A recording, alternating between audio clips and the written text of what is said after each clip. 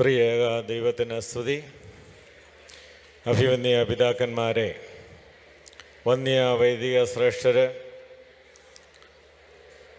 കനാനായ സമുദായത്തിൻ്റെ മുൻ ഭാരവാഹികളെ, കർത്താവിനാൽ അനുഗ്രഹിക്കപ്പെട്ടവരെ, ഈ വൈകിയ വേളയിൽ ഒരുപാട് പ്രസംഗത്തിൻ്റെതായ ആവശ്യമില്ല. അഭിവന്യ പിതാക്കന്മാരൊക്കെ വളരെ വ്യക്തമായി നമ്മുടെ സമുദായത്തെക്കുറിച്ചും അതിൽ നടക്കുന്നതായ കാര്യങ്ങളെക്കുറിച്ചുമൊക്കെ പ്രതിപാദിച്ചല്ലോ. സമുദായം, സഭ എന്ന് പറയുമ്പോൾ ദൈവത്തിൻ്റെ മണവാട്ടിയാണ്. ആ മണവാട്ടിയിൽ സമാധാനമുണ്ടാകുവാനും അതിലെ അംഗങ്ങളെ പരസ്പര സ്നേഹത്തോടും സൗഹൃദത്തോടും കൂടെ മുന്നോട്ട് പോകുമ്പോഴാണ് ദൈവത്തിൻ്റെ ഹിതം അതിലുണ്ടാവുന്നത്. എന്നാൽ ഇന്ന് നമ്മളെയൊക്കെ സംബന്ധിച്ച്, നമ്മളൊക്കെ ജനിച്ച് വളർന്നതായ കനാനായ സമുദായത്തിൻ്റെ അവസ്ഥ വളരെ പരിതാപകരമായി തീർന്നിരിക്കുകയാണ്.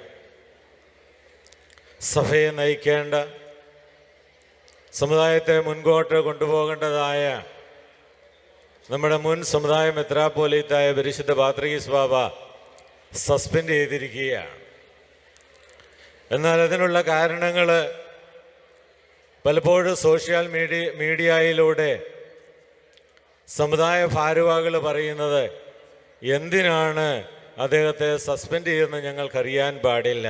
ഇത് പലപ്പോഴും കേട്ടിട്ടുണ്ട്. അതിന് കൂടെ പറയുന്നതാണ്, അമേരിക്കയിലെ 2 വൈദികരോട് വിശുദ്ധ കുർബാന ചൊല്ലുവാൻ മെത്രാപ്പോലീത്ത ആവശ്യപ്പെട്ടത് കൊണ്ടാണ് അദ്ദേഹത്തെ സസ്പെൻഡ് ചെയ്തത്. സഭയുടെ കാനോനും നിയമങ്ങളുമൊക്കെ അനുസരിച്ച് മെത്രാപ്പോലീത്തമാർ നിർദ്ദേശിക്കുന്ന പള്ളിയിലാണ് വൈദികരെ പോയി വിശുദ്ധ കുർബാന അനുഷ്ഠിക്കേണ്ടത്. അതിന് വിരുദ്ധമായി ഇൻഡിപെൻഡൻ്റായി പ്രഖ്യാപിച്ചതായ പള്ളികളിൽ പോയി മെത്രാപ്പോലീത്തായുടെ അനുവാദമില്ലാതെ വിശുദ്ധ ബലി അർപ്പിച്ചതിനാണ് ആ വൈദികർക്ക് വാണിംഗ് നൽകിയത്. എന്നാൽ വീണ്ടും അത് കേൾക്കാതെ സ്വതന്ത്രമായ പള്ളികളിൽ പോയി ആരാധന നടത്തിയത് കൊണ്ടാണ് അവർക്ക് പിന്നീട് റിട്ടനായിട്ട് വാണിംഗ് കൊടുത്ത്, അതിനുശേഷം സഭയുടെ തലവനായ പരിശുദ്ധ പാത്രികീസ് ബാബ പോലും വാണിംഗ് കൊടുത്ത് അതും അനുസരിക്കാത്തത് മൂലമാണ് 2 വൈദികരെ സഭയിൽ നിന്ന് സസ്പെൻഡ് ചെയ്യുകയും പിന്നീട് അത് കേൾക്കാതെ അതിലും ഒട്ടും വിട്ടുവീഴ്ചയില്ലാതെ വന്നതുകൊണ്ട് മുടക്കുകയും ചെയ്തത്. ഈ കാര്യങ്ങൾക്കൊക്കെ നേതൃത്വം നൽകി അവരെ ഇതിലേക്ക് നയിച്ചത് ഇപ്പോൾ സമുദായത്തിൽ സസ്പെൻഡ് ചെയ്തിരിക്കുന്ന ഒരു മെത്രാപ്പോലീത്തയാണ്. നിരന്തരമായി 2 പാത്രികീസ് ബാബമാരുടെ കൽപ്പനകളെ ബോധപൂർവം ലംഘിച്ച് അവര് പറയുന്നതനുസരിക്കാതെ സമുദായത്തിൽ ഇന്ന് ഉള്ളതായ ഈ സ്ഥിതിയിലേക്ക് വിളിച്ചു വരുത്തിയതായ ഒരു വ്യക്തിയാണ് സഭ മാറ്റി നിർത്തിയിരിക്കുന്നത്. അതാണ് അദ്ദേഹത്തിൻ്റെ സസ്പെൻഷൻ്റെ കാരണവും. എന്നാൽ മനുഷ്യരിലുണ്ടാകുന്ന കുറവും കുറ്റവും മൂലം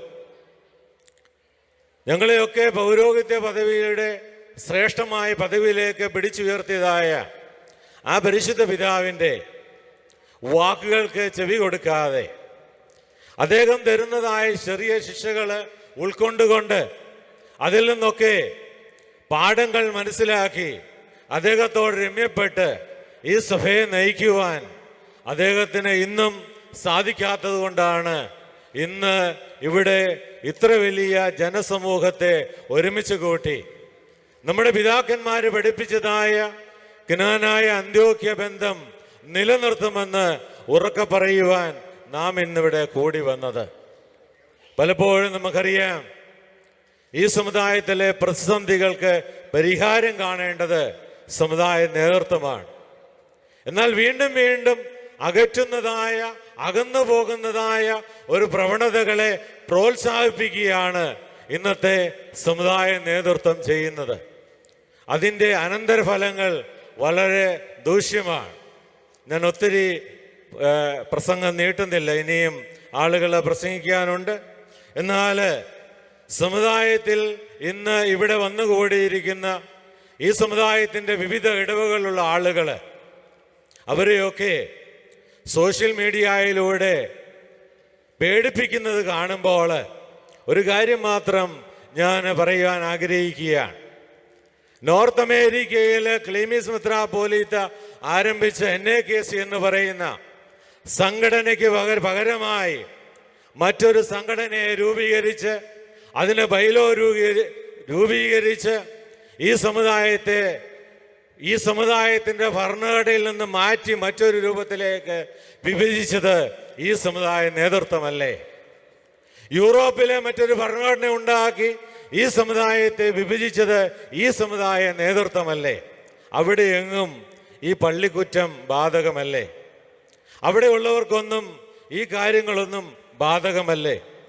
അതിനു പകരം ജ്ഞാനായ അന്ത്യോക്യ ബന്ധം നിലനിർത്തുന്നതിന് വേണ്ടി അതിനുവേണ്ടി അക്ഷീണം പരിശ്രമിക്കുന്നതായ ജനങ്ങളെ ഇതുപോലെയുള്ള കാര്യങ്ങൾ പറഞ്ഞ് പേടിപ്പിക്കാതെ സമാധാനം ഉണ്ടാക്കുന്നതായ അന്തരീക്ഷം ഈ സമുദായത്തിൽ സംജാതമാക്കുവാൻ പ്രത്യേകമായിട്ട് ശ്രദ്ധിക്കുക. പരിശുദ്ധ ബാവായുടെ പ്രതിനിധിക്ക് എതിരെ പോലും കേസ് കൊടുത്തുകൊണ്ട്, പരിശുദ്ധ ബാവായ്ക്കെതിരെ മെത്രാപ്പോലീത്ത തന്നെ നേരിട്ട് കേസ് കൊടുത്തുകൊണ്ട് ഈ സമുദായത്തെ കേസുകളുടെ കലവറയിലേക്ക് കൂട്ടിക്കൊണ്ടുപോകാതെ സമാധാനത്തിൻ്റെ മാർഗത്തിലേക്ക് നയിച്ച് പേടിപ്പിക്കുന്ന ഭീഷണിയുടെ സ്വരമൊക്കെ മാറ്റിവെച്ച് സമാധാന അന്തരീക്ഷത്തിലേക്ക് ഇതിനെ മുന്നോട്ട് കൊണ്ടുപോകാൻ സൽബുദ്ധി ഉണ്ടാകുവാൻ പ്രത്യേകമായിട്ട് ഈ സമുദായ നേതൃത്വത്തിന് വേണ്ടി പ്രാർത്ഥിക്കുകയാണ്. അല്ലാതെ ഇന്ന് കാണിക്കുന്ന ധാർഷ്ട്യത്തോടും അഹങ്കാരത്തോടും സോഷ്യൽ മീഡിയയിലൂടെയുള്ളതായ കുറേ മോശമായ പദപ്രയോഗങ്ങൾ കൊണ്ടും ജ്ഞാനായ സമുദായത്തിൽ ജനിച്ച് വളർന്ന് ആ സമുദായത്തിൽ ജീവിക്കുന്ന ഈ മെത്രാപ്പോലീത്തമാരോടോ ഈ സമുദായത്തിലെ വൈദികരോടോ നിങ്ങൾക്ക് ഒന്നും ചെയ്യുവാൻ സാധിക്കുകയില്ല എന്ന് വളരെ അടിവരയിട്ട് പറയുവാൻ ഞാൻ ആഗ്രഹിക്കുകയാണ്.